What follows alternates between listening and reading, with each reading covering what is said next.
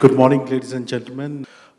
We have with us one of the topmost names in countries, academia, plus Sumant is a renowned corporate.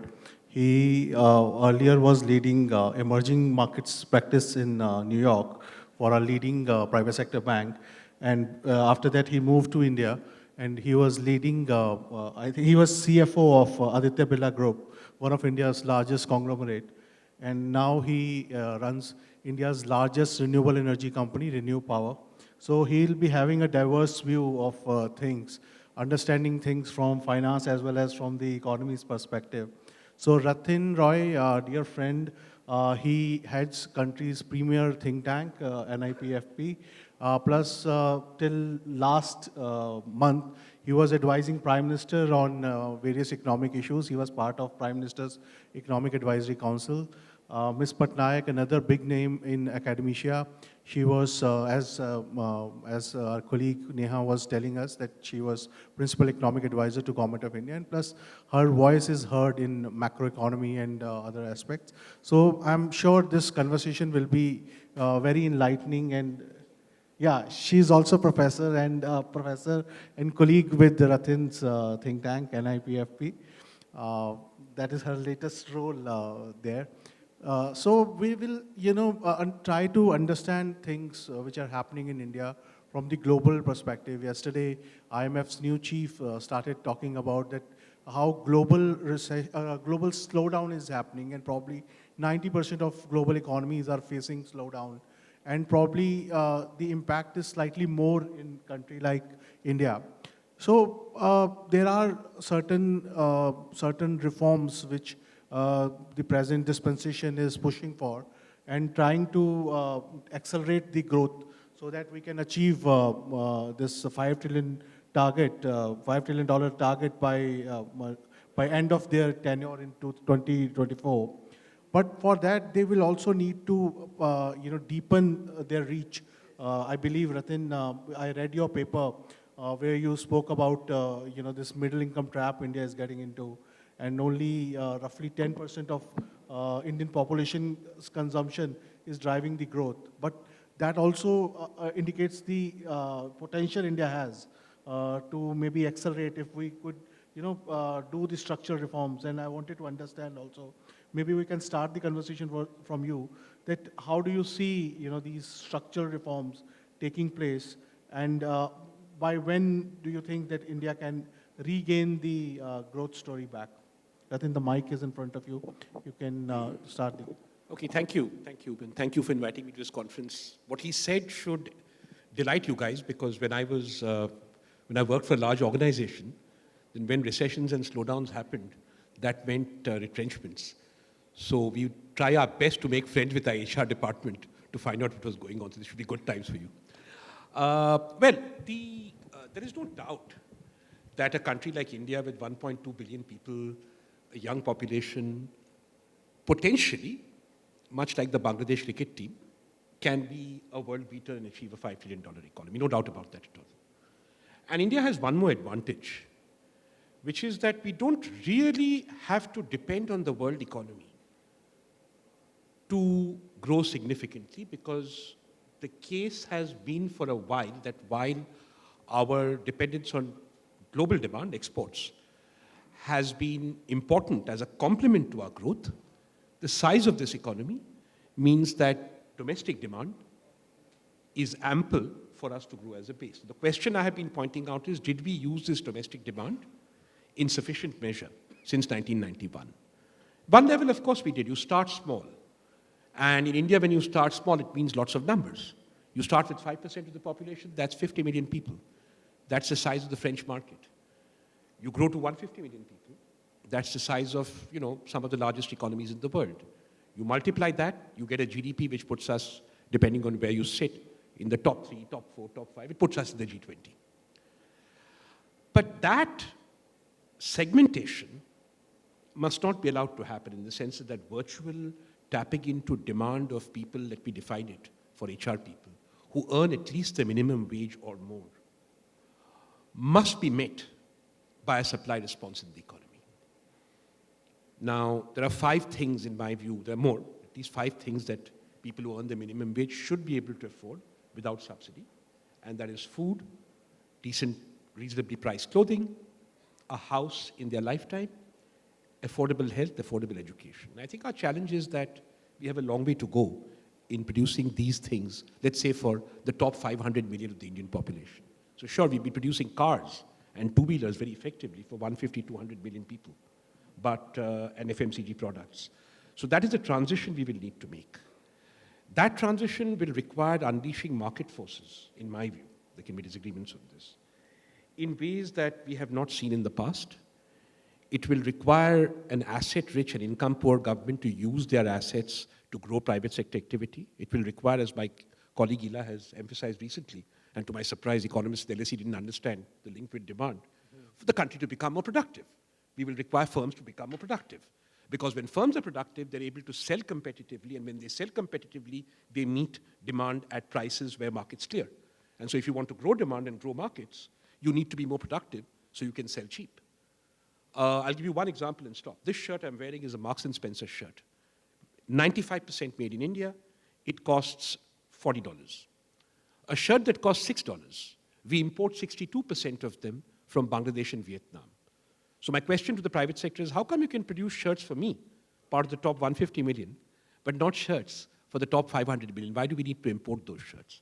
When we answer those questions, we unlock that value, we will also export. For if you're able to produce shirts for 200 million Indians at $4, there's no question of beating Bangladesh or Vietnam. We will beat them automatically. That was the story that pharmaceuticals told us. That was the story that space research told us. So in a nutshell, the way I put it was a warning to people not to be smug and think that the past is going to be a guide to the future. We have a demand issue and we need to address it, and I'm in that sense glad that this particular recession, whatever its causes, has focused people's minds on the demand issue, and as my colleague Ila did, link that to the productivity issue.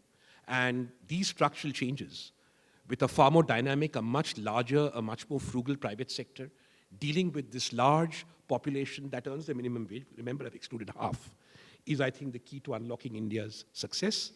That will result in high growth and better livelihoods. Whether that will be 5 trillion or 4 trillion or 7 trillion in terms of dollars, I neither know nor care. Thank you. Very interesting observations, Ratin. If we talk about, this shirt which you are talking about, that means, more opportunity for doing business in India. Maybe for the Indian entrepreneurs like Suman, to do more businesses in India, try to fill up those gaps, try to cater to that 85% of the population which you think doesn't drive India's consumption story. So Suman, if you can help us in understanding that, these structural reforms which India is requiring, they largely need to be targeted to entrepreneurs like you. So how far do you think that, India is able to look at these opportunities? What sort of roadmap you see if we have to reach $5 trillion economy? So where all you think that there are, short-term and mid-term reforms which India need to push? That's a $1 trillion question, actually. Maybe it's a $5 trillion question. But thanks a lot, Shram, for inviting me for this conference. This is a very interesting topic, obviously, and it's something that is being discussed in various circles across India. And it's actually a very interesting thing to be discussing a big ambition of 5 trillion, when in fact we're sitting in the middle of a recession kind of mindset and environment in the economy. And the danger when you get into a situation like this is to really overcorrect and say that everything is going to be bad, everything is going down under, And so therefore, when are we really going to get out of this? And so therefore, is 5 trillion even feasible? And it seems quite a pie in the sky kind of a situation. So I think we have to take a bit of a step back and not get too pessimistic given where we are as an economy right now. To answer your question, I think there are several areas in which I see that India will have to grow quite dramatically over the next several years, and where the opportunity does exist for entrepreneurs like me, and I'm sure some of you in the room as well, and which are areas which I think can offer a lot of interesting opportunities. So I think the first thing is that in some ways the government has to fix one of the big issues right now, which is the financial sector.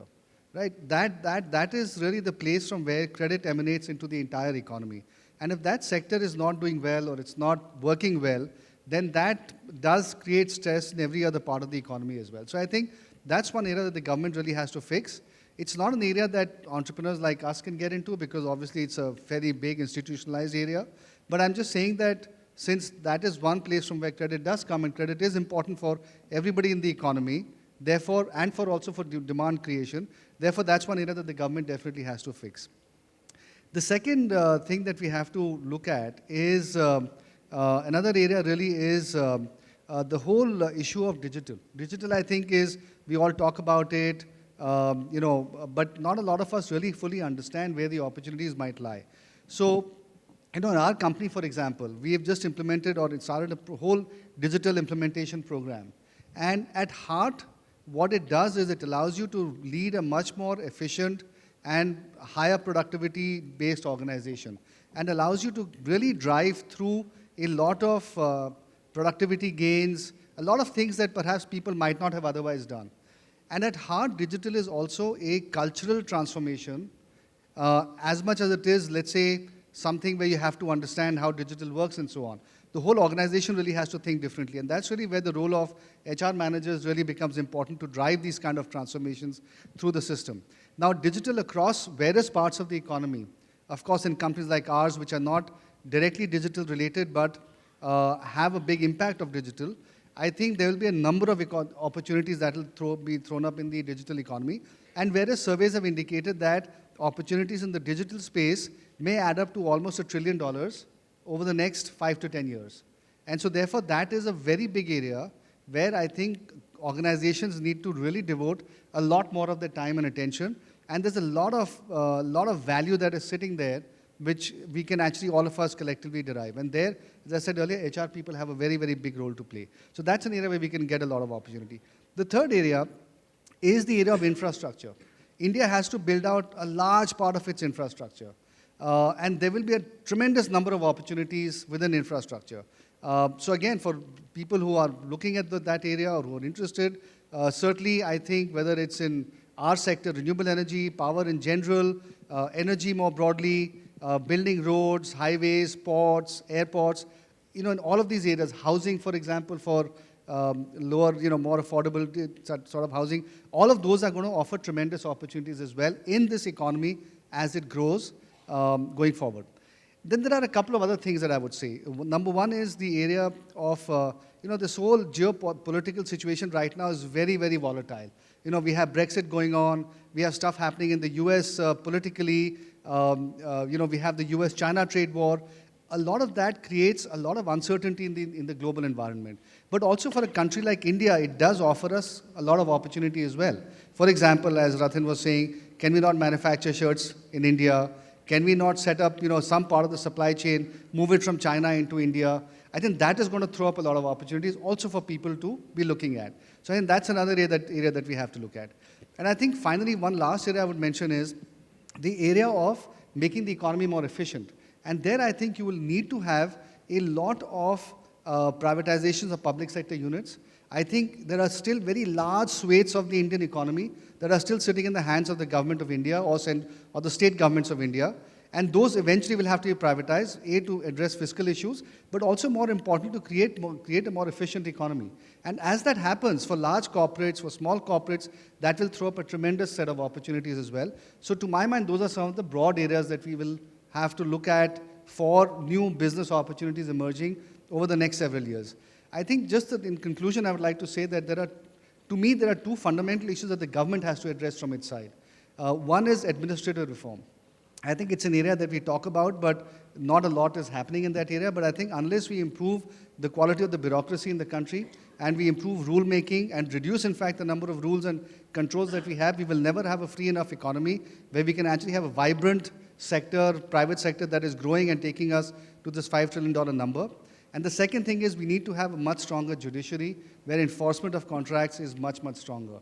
That is another area that I think we really need to strengthen as a country. So if we can really address some of these structural issues, to my mind, we'll create a much, much better and vibrant and freer economy in which some of these opportunities that I talked about can really propel the economy to a $5 trillion number.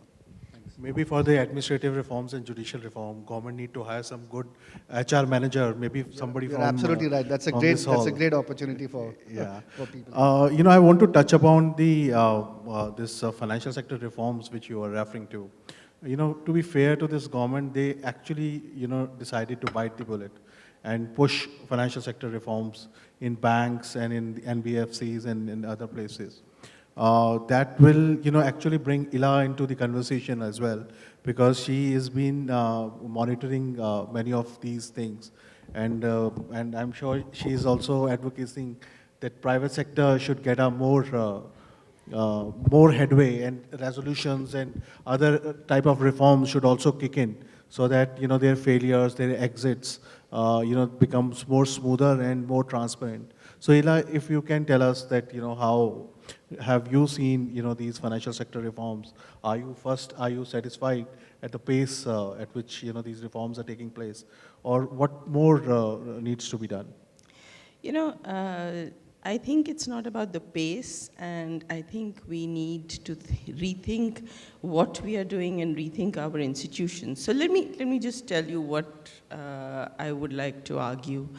And essentially, when you are thinking of going from a $2.5 trillion economy to a $5 trillion economy, we are going to double GDP, grow at very high rates of growth. And the question is, are we organized today as a country, as an economy, as a system, as a legal system, as a financial system, the administration? Are we organized in such a way that we can we can double? Are our institutions prepared for it? Do we have state capacity for it? Now, one way that India has followed for many years now is that year after year, we say, okay, we'll just tweak the institutions we have, because, we are scared of bold, dramatic reform. So we don't really do too much of a change. We want to be slow. We don't want to be too disruptive. And then we'll keep chugging along, and somehow we'll get there. That has been pretty much, so different governments, NDA to UPA to NDA to, until quite recently actually, but that has been pretty much the standard path that we have followed, including in the financial sector. The alternative would be to think, and really I would like to congratulate Shram here and the organizers of this conference, that they're focusing on how do we get to the $5 trillion economy. The alternative is to think, so do we need to do some things very differently? Are we today ready to rethink? Are we today ready to say that things need to be done very differently to double GDP growth? I think what's been happening in the financial sector offers us a clue and an answer. And that answer is, we cannot continue with business as usual. We cannot continue with a largely public sector dominated banking system and a bank dominated financial system. The reforms that were proposed in 2013 by the FSLRC, and before that in 2008 and 9 by the Percy Mystery Committee. I mean, they've been there on the table for a very long time.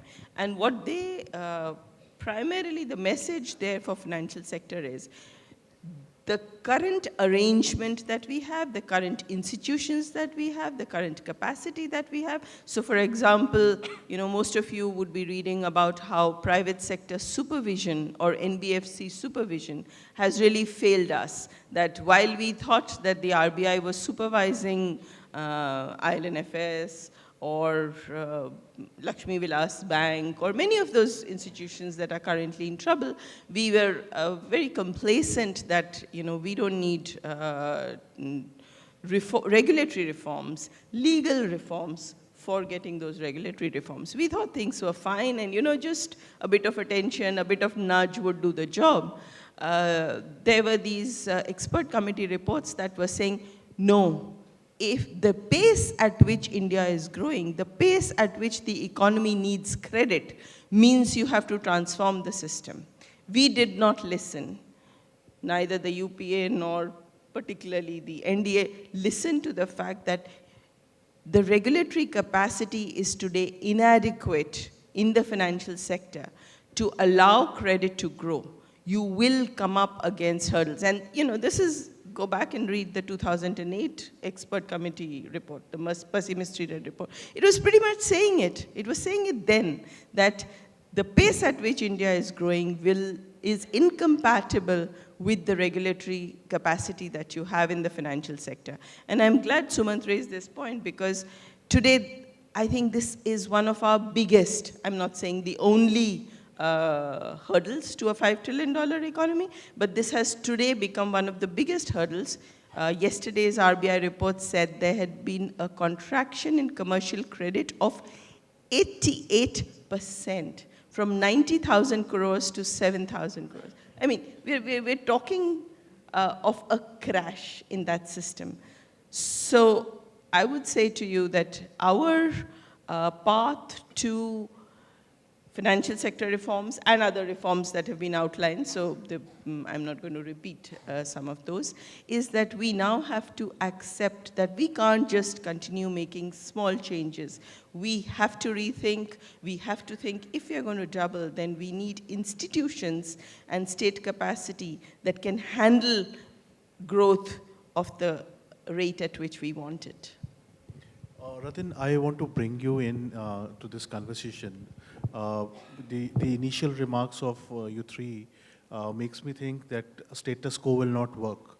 The assumption of GDP, nominal GDP's growth on 12% and 75 rupees a dollar to reach $5 trillion economy, that will not work. So, this government also tried to pump in money through various schemes, like electrification of rural homes, which made global headlines. Then, they took cooking gas to rural villages. Then rural housing started being built. So do you think this is the right approach to get into bottom of the pyramid, or slightly, people who are above that bottom of the pyramid, so that, maybe consumption story can slowly and steadily trickle down into, this segment of society? And do you think this is actually a great opportunity for entrepreneurs? Many of them might be sitting over here, or might be, seeing us through social media. Do you think these are actually the opportunities people need to tap and get into, so that that consumption story can start happening at that other 85%, which is slightly lower? So what is your thinking? Of course, there are massive opportunities waiting to be realized in unlocking the consumption demand of 300 million people. But the first thing that we need to do to unlock that opportunity, so that it doesn't remain latent, is to be able to produce these things at affordable prices, which means you've got to be productive. To be productive, I want to join my other two panelists. We will need to have important administrative, regulatory, and institutional reforms that make doing business in India far less expensive for whoever, than it is today. That reduces uncertainty to levels which are manageable and therefore do not front load policy and regulatory risk, which increases the cost of capital, which allows entrepreneurs to go out and look for business without worrying that lawmaking okay, will be peripatetic and untrustworthy. We need certainty, we need surety, we need simplicity in our institutional apparatus, and that is not an easy job to do, is my learning at the age of 52, because if we had to do it, we'd have done it 30 years ago, 20 years ago, 10 years ago. So clearly we have to confront that there are genuine political and institutional obstacles to doing these things, which will have to be dealt with. Here is where I think HR can play a very important role, because we've got to understand why this culture of productivity, at least in the human resource space, where we know what solutions are necessary for administrative reform, say, or for regulatory reform, why is it that we're not able to build the capacity to do that? I mean, I agree with Ela that we need better regulation, we need more effective regulation, but we need people who are capable of implementing such, and I don't see them around. I've been on these appointment committees, I simply do not see people who are appointable as regulators. Partly because of bias against the private sector, but also partly because there simply isn't the quality of human resource stock. So if you want to play your part in the $5 trillion economy, I think it's important to look for two kinds of human resources. I'll stop there. One is the kind of people who get energized by the idea that I want to make 400 rupee shirts and I'm not afraid of going where wage costs are low. The reason we don't make 400 rupee shirts is that our shirts are made in South Gujarat and in Tirupur, Tamil Nadu, in the main. And wage costs there are higher than Bangladesh and Vietnam. They're not high in UP, Bihar, in North India. No one wants to set up there. No one wants to deal with the human resource challenges there. If we can unlock that potential where the majority of our people live, you will be playing a very important role in transforming the country. And second, public administration regulation. In the public services, how do we improve the quality of human resources we get, both at the executive and at the operational and technical levels, is a big challenge facing the government. At the moment, we do it by a bizarre system of filtered exams, which means very little. But to change that, there are political economy constraints. And we'd love to work with you to try and see how we can change these things and solve these problems. Because if we don't solve them, then that 300, 400 million latent demand will remain latent. And then we will not transform the country at whatever growth rate, whatever leader elects to nominate as an aspiration. Thank you. And Suman, do you think, largely the points which Ratin was making, that these entrepreneurs are not getting actually the right kind of ecosystem, and probably the role of the government should be to create more of these ecosystems, so that we are hearing that this gig economy is expanding, and probably this could be the product of the slowdown which we are facing right now. But this gig economy is actually getting into. And when we see the labor codes and labor laws which the government is formulating, is not even addressing many of the issues which gig economy brings forth. So how do you see life of an entrepreneur? That these opportunities are coming, but there are uncertainties where government might play a role. Thank you, Anilesh. Look, I think that in India, entrepreneurship is always only limited to, or seem to be limited to, the e-commerce space, unfortunately. That's how, when you talk about entrepreneurship, you think of e-commerce, right? Actually, that's only one small part of the Indian economy. The reality is we need entrepreneurs in every other sector. We need entrepreneurs in infrastructure. We need entrepreneurs making shirts in Bihar. We need entrepreneurs who are setting up some other kind of businesses that are pertaining to actual bricks and mortar areas.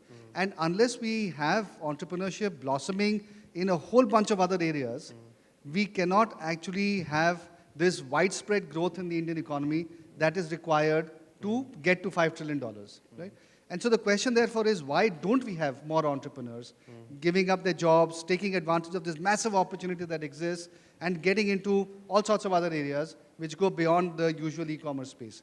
And the reason for that, I'm speaking from experience here, is because my company, as you know, is a hardcore infrastructure company, where we set up wind and solar plants in back of beyond India, where there are no roads, there are hardly any villages even, and you have to construct roads there, and you have to take huge mammoth wind turbines, which are like 100 meters high. It's a real infrastructure job. Why don't people do that? The reason is, unfortunately, and I hate to say this, is because of the system that we have, which does not, it's not a free and open system. Unfortunately, if you go to get approvals from local authorities, the kind of local issues that you have to deal with, whether it's in urban areas or rural areas, those are all not easy to deal with. These are all hard things to do. And so therefore, what ends up happening is that it's either the large institutional organizations which have crossed that hump and therefore have ways of dealing with these situations, or it doesn't happen at all. And so therefore, one of the problems that we have in our economy is that it's a very constrained, and almost in some ways, I would say, having lived and worked outside of India as well for many years, I would say India is still a very closed economy. That is the sad reality of where we are at this point in time. And we need to have much more openness and vibrancy. And it's only that way that we are going to be able to deliver the numbers that we're talking about. And so really, I think what we all need is, we need more people to take risk, because we can't let the system get to us. We have to go and keep working across multiple different areas and keep putting pressure on the system to change. And it's only when we do that across a wide variety of different areas are we going to have that change happening. And so therefore, it's incumbent upon each and every one of us to actually try our best to go and become entrepreneurs, start businesses, or even take the corporates that we're working in and get them to start doing things at more forward edges of the economy. And push the government system, push the political economic system to really start changing and really create that openness that allows us to become a vibrant, large global economy. Because that's really what we require if we want to get to those target numbers of 5 trillion. Unfortunately, it's not about the maths of what rate of growth and inflation and all of that. It's really about creating this very different kind of economy from where we are right now. And that requires a lot of hard push from each and every one of us, because we have a duty to our country. Unfortunately, that we have to create that economy. And that's what we have to do. Sumant, maybe as a last remark, if you can help us, help us in understanding 5 things which you think this government needs to do to make life of an entrepreneur easy to reach this $5 trillion economy mark. So what do you think, what would be your suggestion? Maybe, small bullet points so that people from here, they can take home those takeaways. You want 5 small suggestions or big suggestions? It depends. No, I can give you big suggestions. Look, I've already talked about some of them. I think, as I said earlier, we have a very hidebound bureaucratic setup. I don't know how many of you come from bureaucratic families. I do. So I have, and I've of course dealt with a lot of bureaucrats. I think that whole system needs very fundamental overhaul. And we're not seeing that happening, and I doubt it's going to happen as well. And so therefore, we're just going to have incremental change on that front. I think that's one. The second thing is that, the good thing actually in our system is that we have a lot of third-party capital, a lot of private equity investors who are coming in. And so, for example, when I left my job about 9 years ago, one of the big things was that I felt that I could raise third-party capital if there was an opportunity and if I put myself out there. And that is exactly the case, which is that you have a lot of investors who are willing to invest in India and take advantage of this opportunity. So I think that is an area that we really need to capitalize on, and people need to go out there and try to raise more capital. The third thing I would say, and I won't give you 5 because 5 is too much, and we are running out of time, and the other people also need to give their thoughts. I would say that we need to really decrease the cost of doing business in India. I think our infrastructure costs are very high, cost of energy is very high, cost of approvals, interest costs, those things are very high. So I think that is another area that really needs to be looked at. We have to decrease the friction of operating in the economy. Somehow or the other, if we are really truly to become competitive with countries like China and Vietnam and so on going forward. And lastly, I would really continue to insist that we really need to have more parts of the economy moving into the private sector. We don't need so much government control of the banking system and of so many public sector units. Now, this is all idealistic thinking, unfortunately, because a lot of it is not going to happen. Thanks so much. Maybe Ratin, if you can, come into the picture and tell us 3 things which you might have advised most powerful person in India, Prime Minister of India. So, which you think are not being delivered as yet, but should be done in next, say, 5 years to maybe, double up. I know that you don't like this $5 trillion economy target. I'm not a communist. Yeah. I don't like this target and everyone line up behind it. So it's an outcome. Okay, 3 things. Well, by my own area, fiscal policy. The impression in India seems to be that fiscal policy is about spending more money or less money, taxing more people or taxing fewer people. Actually, the stuff we need to do in government does not involve spending money. We need to make public expenditure more efficient. We need to reduce rules and regulations. We need to free, private sector from shackles of control. We need to not have a reserve bank which issues one circular on Monday and withdraws it on Thursday. This will not do. You can play these silly games when you're a third world country. You can play these silly games if you're a country in Central Africa. You cannot do it in the G20. So the focus of fiscal policy has to be on streamlining and making more efficient the business of government expenditure, how the government collects taxes, and having a system where you predict where the economy is going and having the fiscal policy respond to that. None of that costs a penny. So that would be recommendation 1, entirely ignored. Recommendation 2, professionalize the Ministry of Finance. I won't go further because, again, it's too much to expect. So it's not going to happen. It hasn't happened. There is very little professional capacity in the Ministry of Finance to deal with even basic stuff like capital markets reform. That is outsourced to a degree that is unhealthy, and we seem to be unable to insource it. Small thing. I'm sure this is also true of other departments, commerce possibly, but it needs to be professionalized. Third, and I think for me as important, understand that the theory of regulating banks involves the following, that you have a government and you have a central bank, neither of which own the banks, they regulate.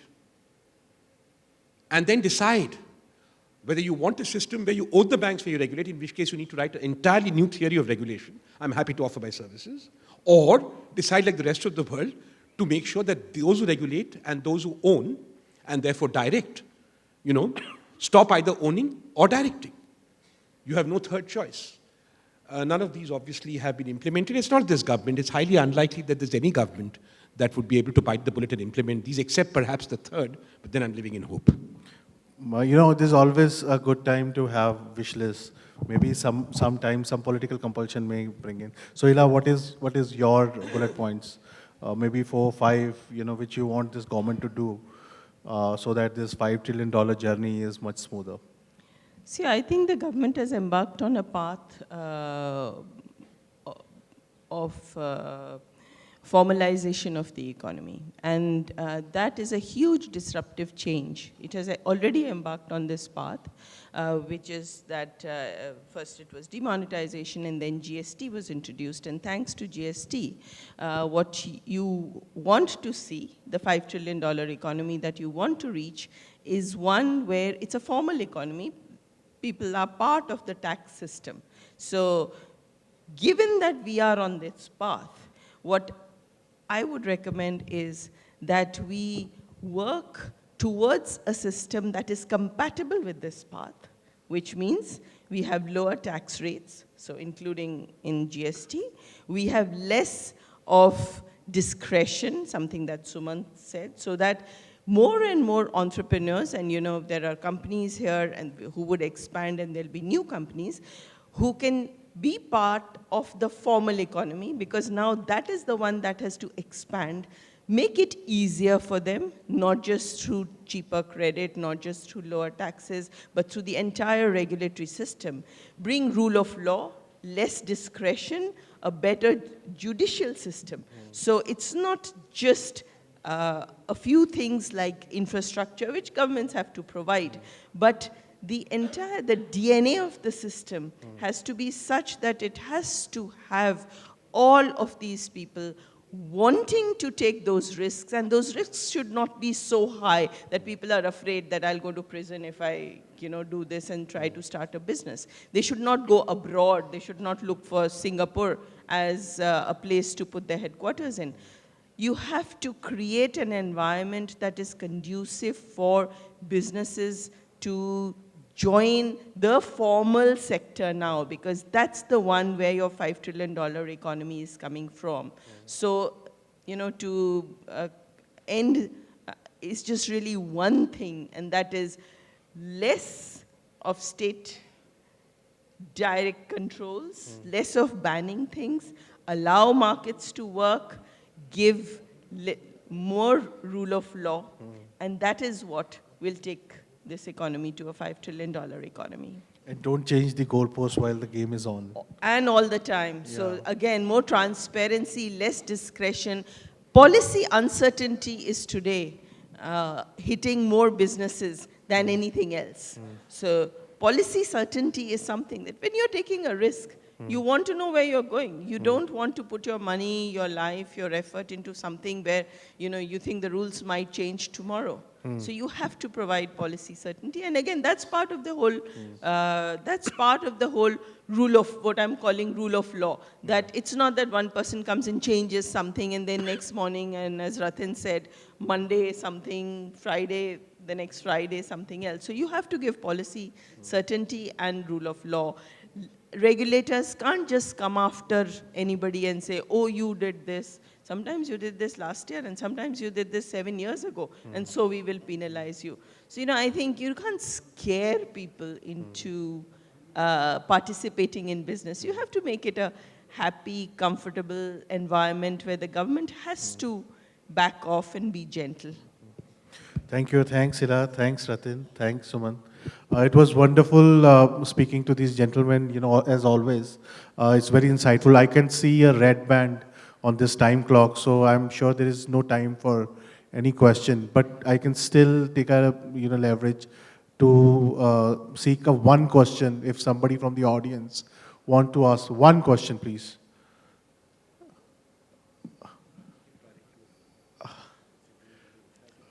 I can't see. Sir, please. So I was told to give preference to a woman if some lady wants to ask question. So, Sir, I'm here. So, boss, if I could see you clearly, you are not lady. sir, I have already. हाँ चलो बोलो question. Okay, so this entire interaction was basically on domestic demand and formalization of the economy and regulation of the banks. But my question is, where do you think India is losing its position of attracting investments, which is one of the important factors for India to become a $5 trillion economy from the world? As India's chief economic advisor, Mr. Krishna Murthy Subramaniam said that investment as percentage of GDP was 40% in 2008, where it is 29% in 2018. So I would like to know, where is India losing its position? Whom do you want to answer? Anyone? No. Can you briefly repeat your question? Briefly. So my question is, where do you think India is losing its position of attracting investments from the world, like foreign investments? Look, I think first of all, the global, as I said earlier, the global environment is not very conducive right now. And there is a lot of, every now and then you have these various events globally, and global investors are very risk averse sometimes. And so when those kind of things happen, they just pull back their investments away from emerging market countries like India. So I think that is one of the things that might be causing this. The second thing is, if we want to attract more investments, we just have to create a better environment for investments in general. And that would include domestic investments as well. And as long as we do that, and with the market growth possibilities here, you'll have foreign investment coming into the country. So I think that's really what we need to do. We just need to, as we've discussed here for the last 1 hour, really improve the overall investment environment in the country. Just say one thing also, we've been trying to do this for the last 4 years. When you have people who want to invest in India, financial investors, it would be nice if they were able to live in India and do so and not in Singapore. Just start with that one objective. When you fulfill it, you'll have gone a long way. I'll just add that in addition to all these, I agree completely with what they're saying, that we need to make conditions, all the same things that we were asking for, rule of law, better judiciary, all the same things. In addition, I would say clean air. What's happening today is that out of the 20 most polluted cities in the world, 15 are in India. We're sitting in a gas chamber today. When we say air quality is good today in Delhi, it's actually much worse than it is in most cities in the world. And people today really worry before they come here, before they have babies here and bring up their children here, or they come to live here. So I would say among all public goods that we are thinking about, just air that we need to breathe, basic thing for life, is very important. It was a wonderful point, Ila. Thanks. And thank you very much. I hope everybody enjoyed the conversation as much as I do. Thank you.